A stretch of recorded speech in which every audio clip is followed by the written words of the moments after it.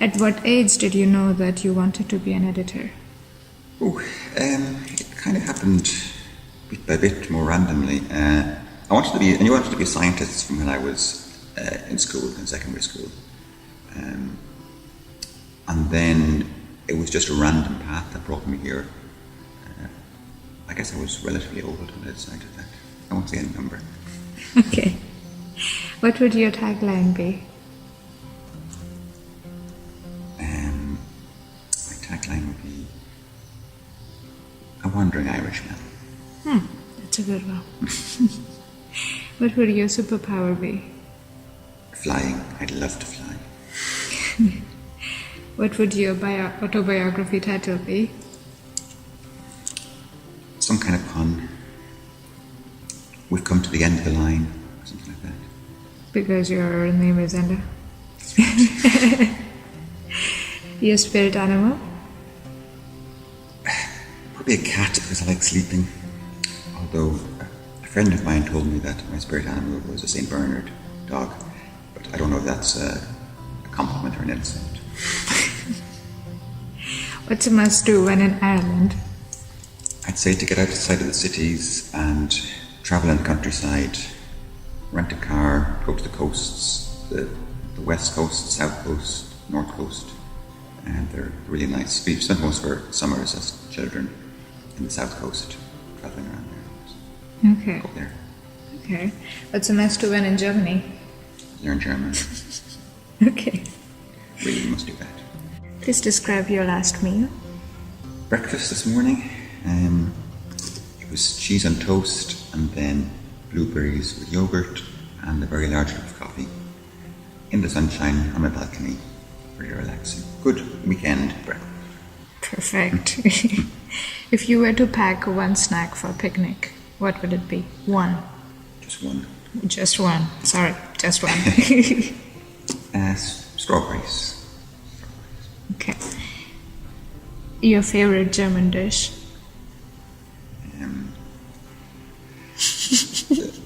Schnitzel is nice. Yeah, it's acceptable. Yeah. Okay. Your favorite Irish dish? What I miss most are Irish stews and brown bread. Rate your cuisines in top 3. Number 1 has to be Italian. It's more than pizza and pasta. It's a varied. Salads. They do meats, they do fishes, they do a lot of different things really well. Number 2, Indian. Since I was very young, I've been a big fan of Indian food.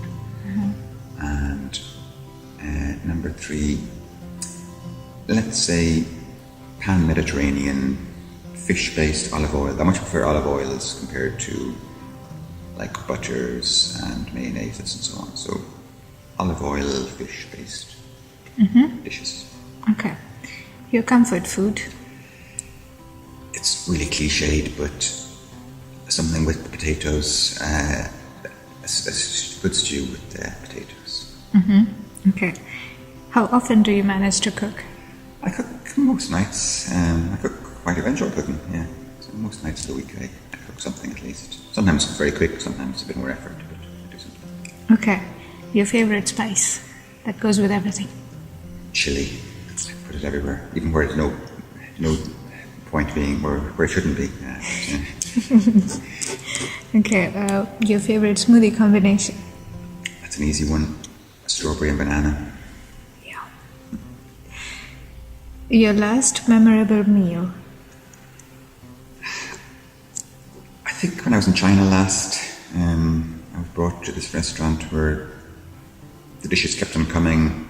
Some of them I had no idea what they were, but they all tasted amazing. And again, a very diverse set of dishes. Not just the cliched sauce and rice. There was a huge mixture of different things. Okay. What is a must-have in your fridge? There's always cheese in my fridge. Okay. What would you your recommendation of a vegetarian Irish dish? A vegetarian Irish dish. They The seafood or the seaweed that my granny would occasionally eat, and coming from the west of Ireland, has now become a superfood. I read on BBC recently. So let's say that. Let's say Seaweed. that. Yes, it's a dried seaweed you get in Ireland. It has not so common anymore, but apparently now it's all back in fashion. Okay. Ocean or mountains? Ocean. I'm a big fan of the ocean. I said before, we went to spend a lot of time on the coast when we were younger. Part of our family were from there, so swimming in the Atlantic, even though it was very cold, it was nice. With strong currents, even, right? Well, the beaches around Cork and Kerry, the popular ones, would be safe enough. So I actually went swimming in the Atlantic again last summer, so it's still as cold as ever, but I like it. Last December, did you say? Last summer. Last summer. Yeah, I'm not crazy. Okay. Window or aisle seat? So for short flights, I used to always go for the window seat, just to be able to look out. But for long distance ones, for transatlantic, definitely, it has to be very much the aisle seat. I was in one recently where someone was in the aisle seat and fell asleep didn't move for the entire journey. So it was actually, I think it was to the west coast of the US. And I think they got it once, maybe to use the bathroom. But I think, why were you in the aisle seat if you want to sleep the entire time? I'm trapped now. Anyway. You can jump over it. Yeah. But to cut a long story short, long distance journeys, definitely aisle. Okay. If you had 42 hours instead of 24 hours in a day, what would you do differently? I'd sleep a little bit longer. And I'd also do more exploring. So it's easy to get caught up in the whole work, eat, sleep, work. So if I had an extra couple of hours, maybe spend 10 hours exploring around. I mean, in Berlin, I wouldn't mind even 12 hours to go exploring the city per day. Okay. Are you a country pumpkin or a city sleeper? I'm a country bumpkin at heart. I grew up in the middle of the countryside in rural Ireland, so I think I'll always be a country bumpkin. You're in a big city now. Yeah, but I think even so, it's still... Country pumpkin. Yeah, it still sticks with you. Okay. All right, Enda. We are at the 42nd question of the interview now. The 42nd question is, what would you like the 43rd question to be? 43rd question could be who I would like to see interviewed for the Science Talk. Okay, great. So who would you like to see on the Science Talk now that I will edit it there? Maybe Magdalena Skipper. She's the new editor-in-chief of Nature. She's the first female editor-in-chief of Nature. And the first non-British born editor-in-chief of Nature. Okay.